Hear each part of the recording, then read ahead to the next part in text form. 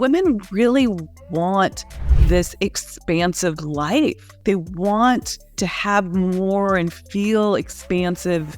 And it's not just about the business. It's not just about the money. It's not about that, but it's about this lifestyle, this emotional, this is how I want to live.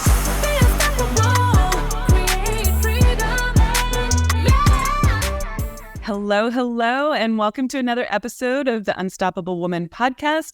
I'm Amira Alvarez. I am your host and also the founder and CEO of the Unstoppable Woman, where we believe that you can have an exquisite life, make the money you want, and have everything else concurrently if you raise your capacity for more. So please join me today for this amazing interview with Laura Adams.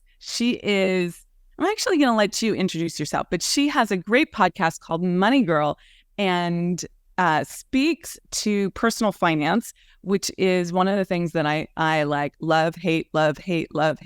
So I'm going to bare my soul with you, Laura, and hopefully I'll get some tips as well. So welcome, Laura. I'm super excited to have you on the podcast. Amira, thank you so much for inviting me. I'm thrilled to be here and connecting with you and your audience. A little bit about me. I'm a personal finance author and expert. I've been in this space since about 2007. I started podcasting kind of before podcasting was a thing. So I've been doing it 16 years now, and that has really led to a lot of opportunities to be an author, speaker, connecting with people in a lot of different ways. So I kind of came to personal finance in kind of a roundabout way. I studied science in school, and it wasn't until I got my MBA that I realized that people are really lacking in some basic personal finance skills.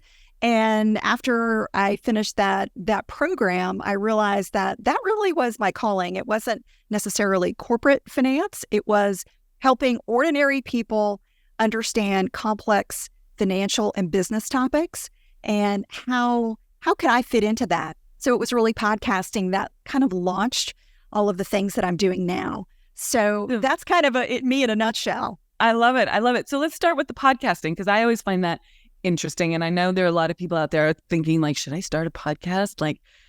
I listen to podcasts, sounds fun. I have a lot to say. Like, what was the impetus for you to start your podcast? Yeah. So after I got my MBA and I really decided that I did want to communicate finance in an approachable way, I started writing first. And then I realized, I'm listening. This was back in 2006. I'm listening to a lot of podcasts and I'm loving them. This new media, this new format. It was a really kind of just informal way to learn that really resonated with me. I was listening to all kinds of shows on science and marketing and money. There weren't that many money shows out there, first of all. So I realized that, I love podcasts, but maybe there's a lot of other people that would like it too. So I sort of turned that written content into podcasts, and I got a lot of great feedback. So that's one thing I would encourage people to look for in their lives. If there are areas where you're getting good feedback, good positive feedback from whatever, friends, family, customers, clients, that's a real signal that maybe you want to go a little deeper in that direction. And so that feedback was kind of what kept me going. And eventually, about a year later, I was invited to join a podcasting network called the Quick and Dirty Tips Network, where we had, I think, 1-2 shows at the time. And then it's really grown since then. But so it began with maybe my personal love of the medium. And I thought, how can I give back? What can I do? Yeah, so many good things there that I just want to call out. So the last thing that you said, something that I love to do, and how can I give back? This is like, people are like, what's my purpose? What should my business be? Should I go in this direction? Should I not go in this direction? And oftentimes it's when you already have an established business and you're having those thoughts around like, do I pivot? Why does this not feel so great anymore? Why is this such a struggle? I'm like, what feels good to you? What do you love to do? What would you do anyway even if you didn't get paid for it? Now, we want you to get paid, but what is that calling in you? And for me, with the podcasting, I love teaching.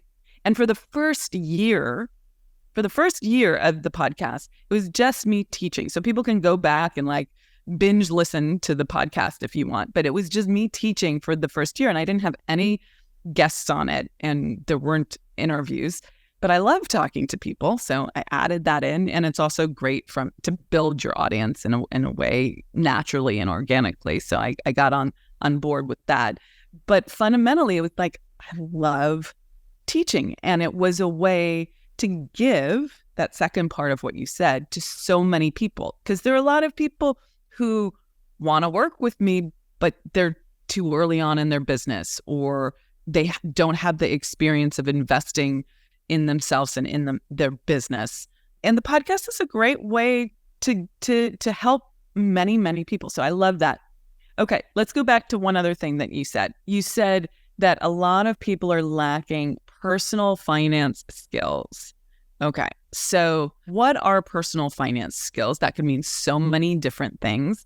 And then what are the key things that you think most people are like, this is what they're like pretending to know or not wanting to look at, like kind of going, I'll deal with that later. Yeah. So for me, the light bulb moment when I was in graduate school was looking at all of my cohorts who were very smart. Many of them were C-level executives.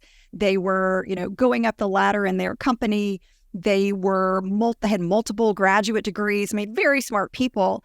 But we had one personal finance class in our MBA program, and I noticed they were all really struggling. And it was like a lot of the content was brand new to them. Like they had never, heard of a lot of these super simple concepts, or at least it was super simple to me because I had always been interested in this topic. And as a young kid was just reading money books and really, diving into this content just out of a personal interest. I wanted to understand money.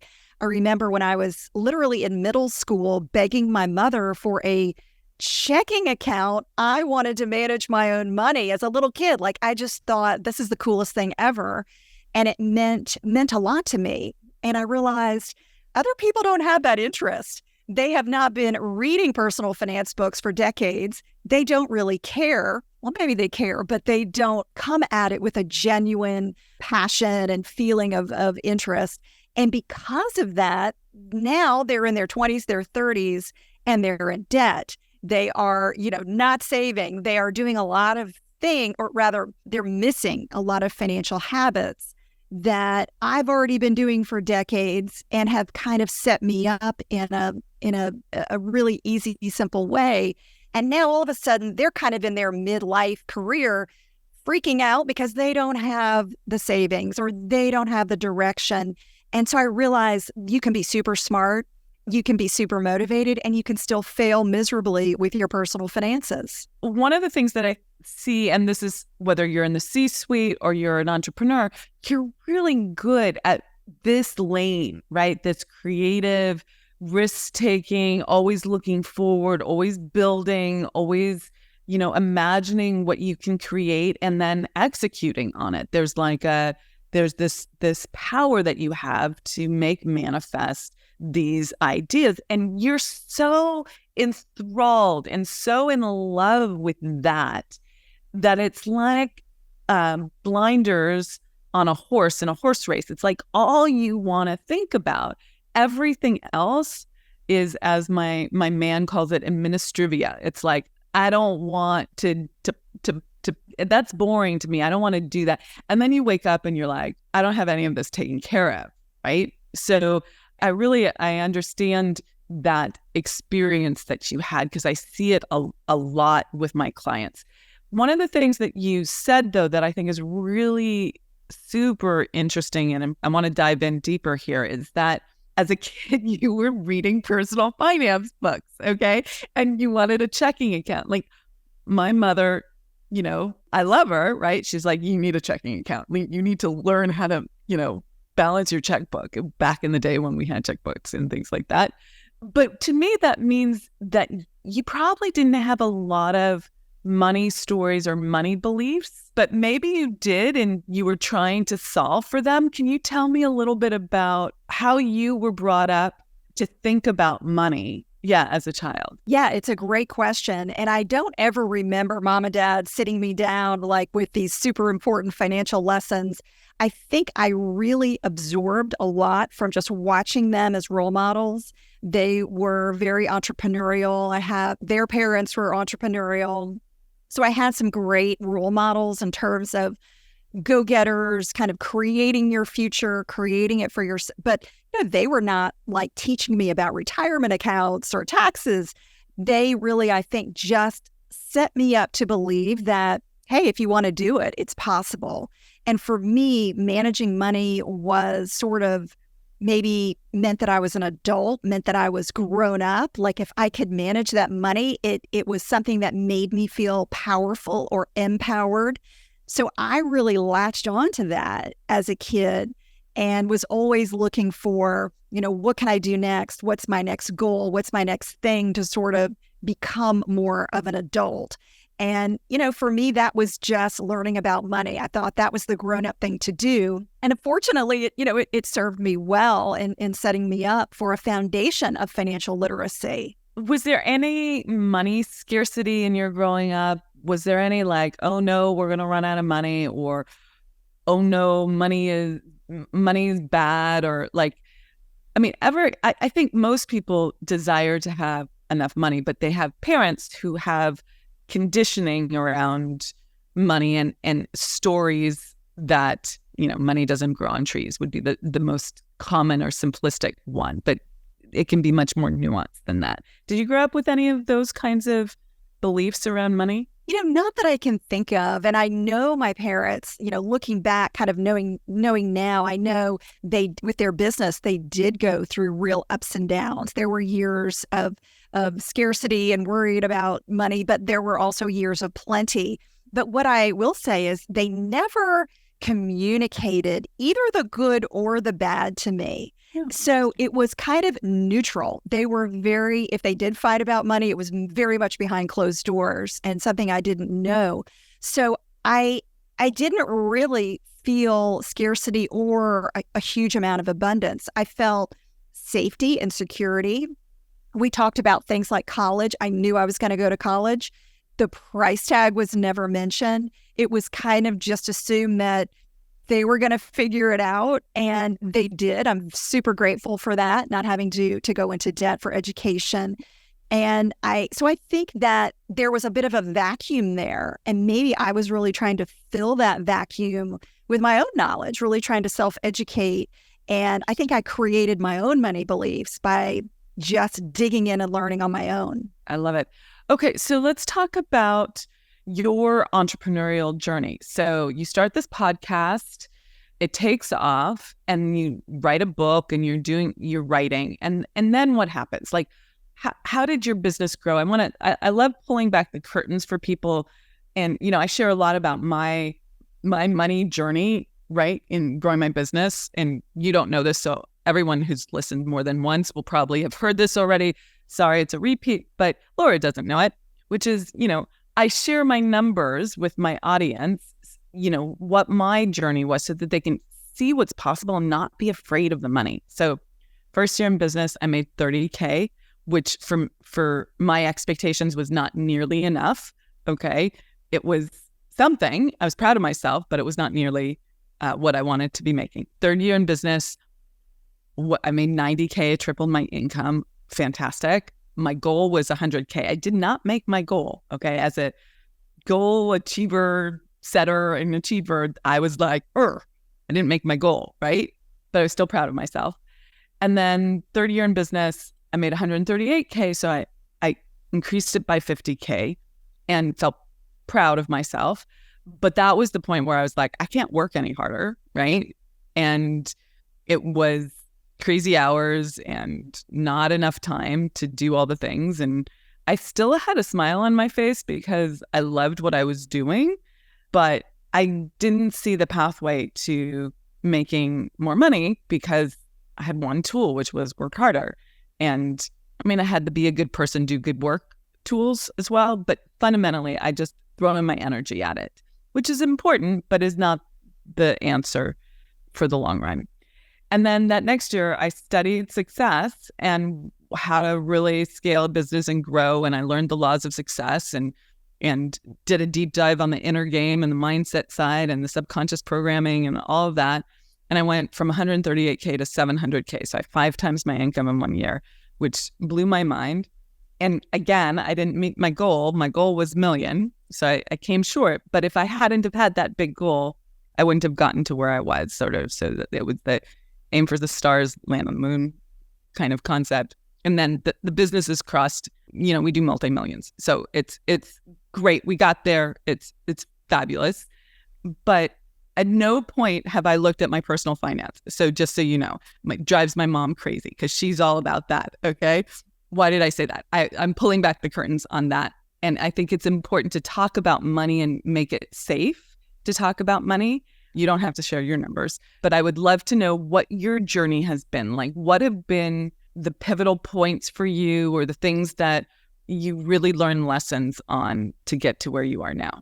So my entrepreneurial journey has been a long and winding road. It really began as soon as I graduated from college and got my first job, because while I had a day job, I was an entrepreneur on the side. I've always had multiple things going on. So I've always been a multiple entrepreneur, or a day jobber and an entrepreneur, always. And I think that I, not only enjoy those multiple streams of income, but I enjoy the diversity of work as well. So while I was in my first job right out of school in accounting, I was studying to be a real estate agent on my lunch break, like sneaking out to my car and studying. And when that test was passed, then I was in the real estate business, and I was selling real estate, doing real estate investments on the side. Did that for many years. My husband and I bought a floor covering business, or got into the floor covering business together. We were in business for several years, kind of built up a local business that was failing. And we bought it for pennies on the dollar, built it up with the goal to sell the business down the road, which is exactly what we did several years later. So then we sort of stayed in the floor covering business, but in different ways. I was the COO of a local floor covering company owned by a friend of ours who kind of begged me to come to work for him. Did that for a few years, realized, I do not want to be in the corporate world. And while I was in that job, I was building the podcast on the side. I don't even think anybody at work knew what I was doing. I was writing a book. I was podcasting, sort of building this community on the side. So when I say I come from a long and winding journey, that's what I mean. It has been in different fields, different roles, different businesses. And so when the podcast took off and I was able to get a book deal, that sort of cemented a road, a path forward as an author. When you're an author, then they want you to go and do media and to promote the book. So that led to PR, getting trained in PR. That led me to say, wow, I really enjoy doing PR. I enjoy being on TV, doing broadcast. So that led me on a path to doing spokesperson work for brands and companies, which led to more speaking. So there's just been a lot of diversity in what I've done. And it's been kind of a steady uphill increase year to year in revenue, in maybe the diversity of the work that I've done. Whereas maybe when I was first speaking, maybe it was only $4,000. Now, it's much more than that, just depending on the client. So being able to sort of increase the demand for the skill set that you have has been something that's been really important to me. And all of the things I've done have kind of built on each other. It's kind of like everything sort of prepared me for what I'm doing now. So it's all built on itself in terms of skills, experience, and income. I love it. I love it. I love it. There's so many good bits on this. So one, like I talk about following the breadcrumbs of desire, right? Like that journey, you're like, okay, I'm just going to do this. And oh, this looks good. And this looks good. And this looks good. And maybe you like, even with the floor covering company that you bought pennies on a dollar with the idea to sell it, that was like, there was something that led you there and led you there and led you there. And you just kept following it. And it sounds like you had a really good attitude as you were going through these different parts of your journey. Is that correct? Absolutely. And when the floor covering business became like, this sort of I'm kind of dreading this. This is maybe not where we want to be 10 years from now. A big thing for me is you don't wallow in that misery. You say, this is a signpost that we're meant to do the next thing. So let's list the business. Let's go on. Let's take that next move. We don't know what the next step is going to be, but we know we don't want to be where we are right now in 10 years. So if you can honestly say, I don't want my boss's job, or I don't want this job or this business in 5 or 10 years from now, that's not a failure. That's a cue to say, let's make a move for what that next step is going to be. 100%. Like it can be great for a season, and that doesn't mean that it's great for a lifetime, right? And that doesn't make that season wrong. It's just a new season. So, okay, so then you did this book deal. I want to understand the book deal part of it. So you got this great podcast and you get all these listenerships, and who came to you? How did they approach you? Why did they say, Laura, please write a book? The Quick and Dirty Tips podcast network that I was a part of got noticed by Macmillan Publishing. They eventually bought that network. But this was in early days when they were just kind of thinking, wow, podcasting. So this was back in 2000. So this was 2007, 2008. They were saying, this could be a good link to publishing. It was very much a pilot program, but it got their attention. And they thought, okay, if we're building this Money Girl brand in this podcast network, how can we capitalize on that brand? And so they wanted me to write a Money Girl branded personal finance book. And Amira, they basically let me just go with it. I didn't have to submit a proposal or anything. It was like, write what you want to write. It was amazing. It was really just a cherry deal. Did you have in your mind that you wanted to be an author? Yeah, I love that. So from a manifestation perspective, okay, just calling this out for everyone listening, like you have the intention, you have the desire, right? And you don't know what direction it's going to go in, but you keep, or where it's going to come from, I should say, but you keep moving forward, and it comes in this way that was unexpected. You didn't have to pitch yourself.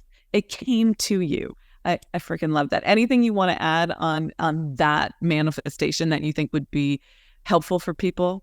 You're spot on, because if you had asked me maybe 5 or 10 years earlier, what's on your bucket list, Laura? I would have said, I'd love to be an author. Did I know even the topic that I would write about? No. The subject? No. I just knew I think it would be really cool to be an author, because I knew what that meant in terms of being an expert, maybe speaking on that topic. Teaching, as you mentioned, it's been a love of mine. So that was definitely in the back of my mind. And so the way it came about was super surprising to me. I never would have expected it to unfold the way that it did. But it was definitely a real turning point in my career. I love that. So good. So good. Okay. And then the PR training, okay, so you're doing all this PR. Was that challenging for you in the beginning? How did you? So I have right now, I actually have a number of clients who are asking me questions about okay, when I'm doing my outreach, or when I'm at networking events, or I have to basically talk to people. How do I do that without being so uncomfortable in myself, right? And I think that there's a way in which the PR training might translate to helping people who are I'm fine talking to my girlfriend, fine talking to my kids or my husband, or, even you, but I get nervous when I have to put myself out there with my stuff, right? So what did you learn in that? Yeah, and it is very uncomfortable, because at first, when I was literally on TV on NBC, flown up to New York, go in a big TV studio, and you're featured on this segment, and there's this imposter syndrome. You're thinking, I'm not the real expert here. There are a million other people who have written personal finance books, but you're given this platform, you're given this opportunity, and I think it does come down to realizing I'm bringing a lot of value here, and the people that are hearing me are going to resonate with me in a way that they're not resonating with other gurus out there. So it does come down to really owning it and saying, okay, maybe I'm not the world's foremost authority in personal finance, but I am an authority in what I bring to this space and my viewpoint, the way I see it. So that does take a lot of getting used to. And of course, getting formal training in PR was really valuable for me. And I think, understanding that everybody's nervous. Everybody, goes through the scaries. And it is really about talking to one person. So looking into the camera lens and thinking, I'm not talking to thousands or hundreds of thousands or maybe more people. I'm just talking to one person. So that's true whether you're looking in the camera for a live TV appearance or you're on the stage at a speaking event. If you can just talk to one person, that's really going to make all the difference. It's huge. It's huge. I've used that technique where you find someone, the one that's nodding their heads, right? Who's actually giving, because some people are really super enthralled with what you're saying, but they have they're just quiet in their body. They don't give you any sign or signal that they're engaged or are listening, and it's challenging, right? So I look at the person who's giving me some feedback. But I love that tip. I want to go back to one other thing that you said, which I think is super important because it's about value. And this is I talk a lot about self-worth on this podcast because we only receive that which we feel worthy of receiving. Otherwise, we're going to block it from our lives. We're going to say, that's not me. So when you're increasing the fees to work with you or what you're offering in this world, if you don't feel worthy of receiving that, sales is going to be challenging, okay? Making manifest what you want is going to be challenging. So you have to up your worthiness level. And the thing that you said there was so important. You said, I question my value. But when I said, I bring this unique value, I don't have to compare myself to anyone else, but my unique value, I can see my unique value here. And that lens, that perspective on it allowed you to really own it at that level. And then you did it anyways, whether you felt ready for it or not, whether you felt like imposter syndrome or not, you didn't stop yourself. You didn't sabotage and get in your own way. You did it anyway. And we become worthy. We feel worthy when we actually do the thing. It's like chicken and an egg a little bit. Sometimes you just have to do it to feel, yeah, I am an expert. I just did the interview on NBC, right? Oh, yeah, I am the expert. So I think that's really interesting. Yes, I totally agree. And then that gives you the confidence to do it again and up your game, do a little better. I look at some of the early interviews I did and I kind of cringe I didn't have my message down pat. I didn't have, I wasn't focused in my key messaging, which is something I learned later. But you get a little bit more confident every time you stick your neck out. You do something that scares you. You're nervous, but you work your way through it. And then you go, wow, I just did a live interview on TV. It's not that hard. But, or I did a live keynote at a big event. I survived. And you know what? The audience was really happy and I heard great feedback. And so though each time you're challenging yourself, you get a little bit more confident, and that, as you said, increases your self-worth, which increases your value externally. Was there a period of was there a unique experience where you felt like you deserved the success that you've created, or did it just come over time? It just came over time. Yeah, I will say the book deal was a really great point for me because it was something that was such a dream come true and something I felt like I had put myself in the perfect time and place to make it happen. So that was kind of a big break that I'll always be grateful for. But even that, came after working hard on podcasting for a couple of years, which wouldn't have happened if I hadn't gone to graduate school, et cetera. So there was a lot of work that led up to that. Yeah, I love it. It's not an overnight success, right? It's a lifetime of building up to it. So given that you're at this level of notoriety, success in your career, are there places where you still feel self-doubt? Wow, that's a great question. I mean, I think maybe in business, I have always been a solopreneur. I've always been somebody who's happier to have a delightfully small business than something huge. And so maybe there's a part of me that thinks, wow, I should have a lot of employees and I should have scaled and grown. And so maybe there's a little bit of self-doubt there, but then I also step back and think, you know what? I have a very smooth running, flexible business and schedule that really suits my lifestyle.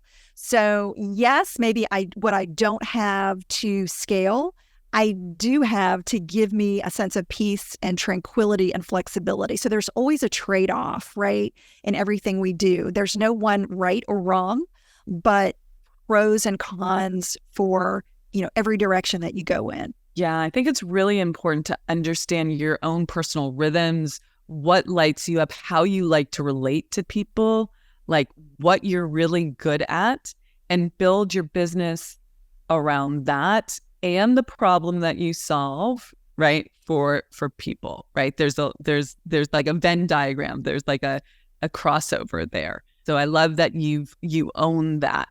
So let's talk about the being a woman in personal finance. This is the Unstoppable Woman podcast. I love men. This is not an anti-male podcast at all, but I do love to pull out what makes it different or unique from your perspective, being a woman in the personal finance world. And I imagine, we could get this to specify, it's unique for every single human being. But if you could kind of extrapolate what you think is different about being a woman in this industry. Yeah. The audience that I have has sort of slightly gone more in the direction of female. It's about 60% female right now, and it's been a little bit more than that at times. And I do think it's because women want to hear from women when it comes to money. And I think the idea of going to a male financial advisor or educator, there's nothing wrong with that. But I think a lot of women want to hear from a woman's perspective. They want to understand what are the unique challenges that women have that maybe a male advisor or educator just couldn't understand or speak to. So there are certainly a lot of things that women are facing, like we live longer than men, right? Maybe we're out of the workforce for raising families for a time. There's just a lot of different things that we're going to face that end up hurting us financially. Now, there are also some good things too. Women tend to be better investors over the long term. We don't tend to buy and sell and get really impulsive when it comes to financial decisions in the way that some men can. Now, I don't want to stereotype, but it is shown that when you're in and out of the market, you tend to do worse over the long term. So women have some advantages. They also have some disadvantages. And it's just important to understand what those are, be aware of them. And it doesn't mean that women are going to end up, better or worse in the long run. What it means is that women have a little bit more to think about. We have to plan a little bit, I think, earlier and a little bit differently. We have to plan for a longer life, a longer retirement, maybe being a widow, thinking about what that means for estate planning, what that means for maybe the latter years of our lives, being alone, needing care, needing help, medical help, et cetera. So there's just a little bit more of those components to think about. And, the show that I do, Money Girl, is not specifically geared toward women. We do have some female-centric shows, which is really important to me. But as you mentioned, money is money. And what are good principles of investing, saving, preparing for the future? Those foundations apply no matter who you are. But I do think it is important also just to call out those challenges that women will face when it comes to money. I love that. So let's now shift that. Those were some really good tips. My audience, I'm sure, is like taking notes. Oh, oh, I need to pay attention to that. Do you think that there are unique belief systems or psychology that women bring to the area of personal finance that we need to sort of highlight for ourselves? In a lot of cases, women do have a little bit more of a fear about finances. It's very common to have a fear of ending up as a bag lady, right? Like, what's the worst case scenario? Well, I'm going to run out of money in retirement and I'm going to end up living on the street out of my suitcase, right? Like, can I just interrupt you for a second? I have to share a personal story of that. So years ago, I was married. I lived in this beautiful house overlooking the hills and in the hills overlooking the ocean in Berkeley, California. It was gorgeous. But my husband at the time didn't want to keep doing the job he was doing, working in the industry he was doing. And so we were like, oh, well, between the two of us, we need two incomes for this beautiful lifestyle that we're living. Let's sell the house. Let's move someplace else that has a lower cost of living than the Bay Area. And let's just like figure it out. So we ended up, long story short, we ended up selling everything, selling the cars, selling the house, Craigslisting our house. Within a month, I closed my business and we went traveling across the country in a Sprinter van with solar panels on the roof, trying to find the next place that we wanted to live. It was like this grand adventure with our 80-pound dog. Okay. Now, if you're just listening to the audio, you're looking at someone who's got earrings on, her hair's done, she's wearing a nice dress, she's got her nails done. This was me, this was like, okay, venture girl, right? Living in this little tiny van for 7 months. Anyways, the long story short of this is I told my mom what we were doing and I was super excited. And she burst into tears in like about 30 seconds, 2 minutes maybe. And she had this whole vision of us living under a bridge in a van, totally homeless, having lost everything. And like, that was her big fear. And I was like, Mom, whoa, who did you raise? Right? Like, in what universe would I ever be living under a bridge, like, without any money? Like, you just didn't you raised the girl who could like balance her checkbook, right? Like, to your point about personal finance.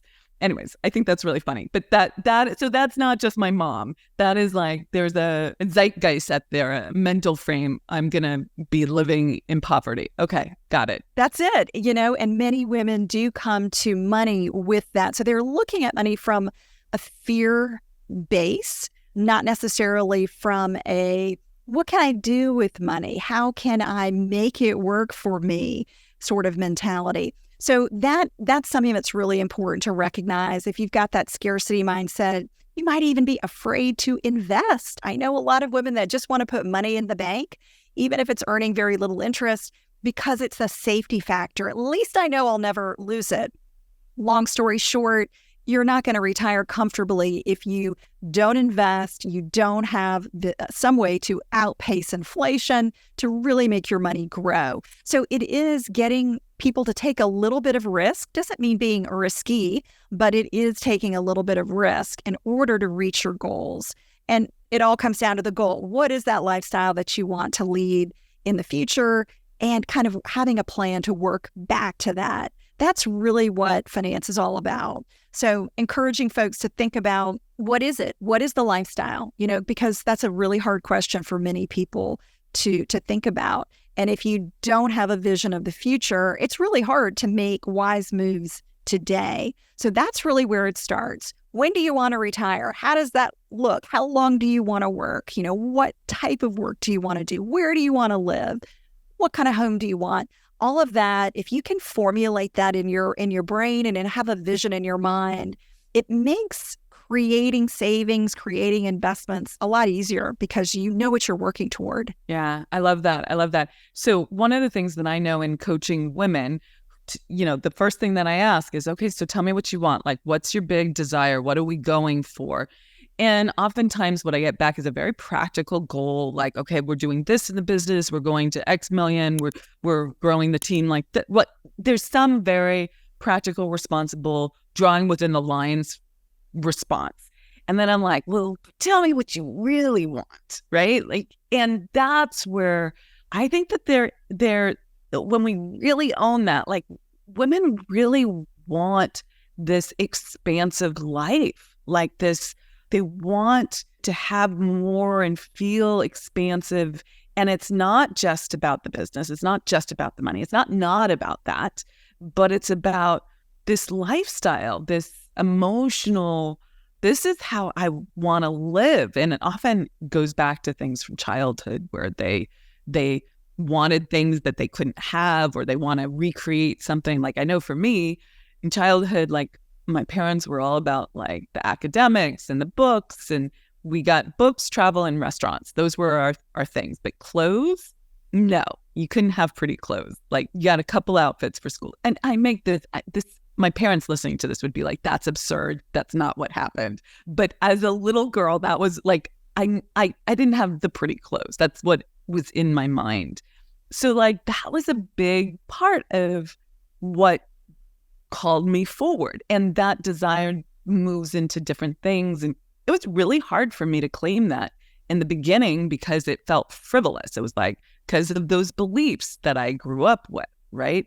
So I imagine that when you're asking people these questions, that it's oftentimes very hard for them to claim what they truly desire, you know? So very interesting. Okay. Speaking of desire and claiming, do you have a practice for receiving more in your life? Yeah. What is that? Yeah. So for me, it really is a morning ritual of gratitude. And I try to think about 3 things that I'm grateful for that are brand new. What have I not been grateful for before?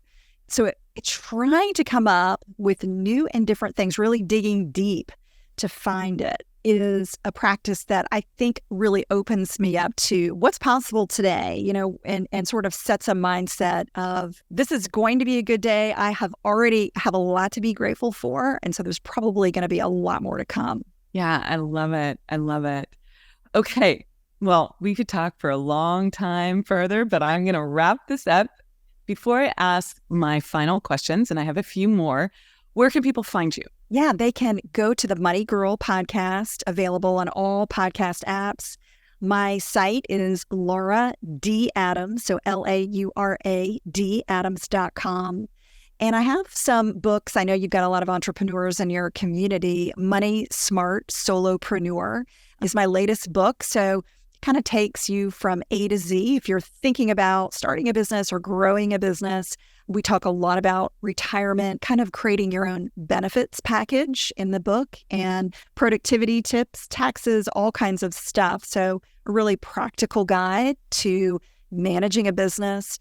So there are a lot of different ways you can connect with me, and I really appreciate the opportunity to be here today. Oh, you're so welcome. And we'll put all those links in the show notes so people can find you.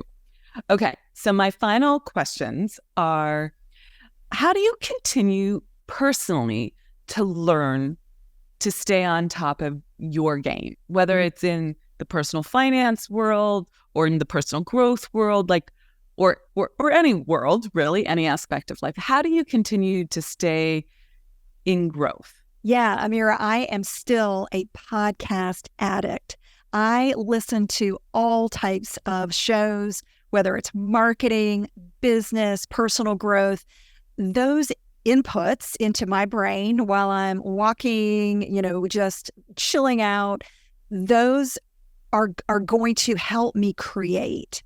So the more input that I have, that's high quality input, the more high quality output I have in my life. That's just a trend that I've noticed. So I continue to bring in high quality content from podcasts, also books. I'm an avid reader and also audio book listener. So I would encourage folks, I mean, podcasts are so amazing because they're free, they're easy, they're short. If you're interested in any topic, there's going to be a podcast about it. So it's a really great way to continually learn, kind of fitting it in the spaces of your life where you don't think you have time, but you really do. So that's the first place I would encourage folks, because it inspires me, I mean, literally daily, to continue learning and growing. I love that. I love that. So why don't we go a little deeper on both of those? What's one podcast you're listening to now? And what is the Audible book you're listening to? So the Audible book I'm listening to right now is Killers of the Flower Moon. The author's David Grann, Grann, Grant, great writer, fantastic. So that's been really great to dig into. And the podcast, there's so many. Oh my gosh. One that I'm enjoying right now is a show about retirement called the Retirement and IRA Show. So it's really geared toward people who are getting a little closer to retirement, but very nitty-gritty questions. So I'm constantly learning about new things happening in personal finance and retirement. I'll never stop learning because things are always changing. So that's really important to me to stay on top of it. Okay. How would you define an unstoppable woman? To me, it comes down to persistence. If you are persistent in what you want to do, you are unstoppable. There is nothing that can keep you from achieving if you're persistent enough to want it. Yeah. Oh, to want it, right? It has to be something you want. I'm like, hello, desire. Okay. Give us an example of where you were like, you just had to dive in, lean into persistence in your career, in your journey. I can think back to just starting writing and really trying to get better. You're not born a good writer. You have to really practice at it. And so I would say I wrote a lot of bad stuff in the beginning. Didn't mean to write bad stuff, but I just wasn't a good writer. So I was super persistent about writing and getting feedback on that writing. So working with people who would edit for me, that allowed me to be better. And you can't get better without feedback. So being open to that feedback was super important for me. That allowed me to grow, to see what I was doing right, but also what I was doing wrong. And that's paid off big time for me. I love that. I think that's a real key. It's like being open to that feedback. And it's really hard for people to look at their own stuff. But if you can, you'll just grow so much. So I love that. Okay, my final question for you.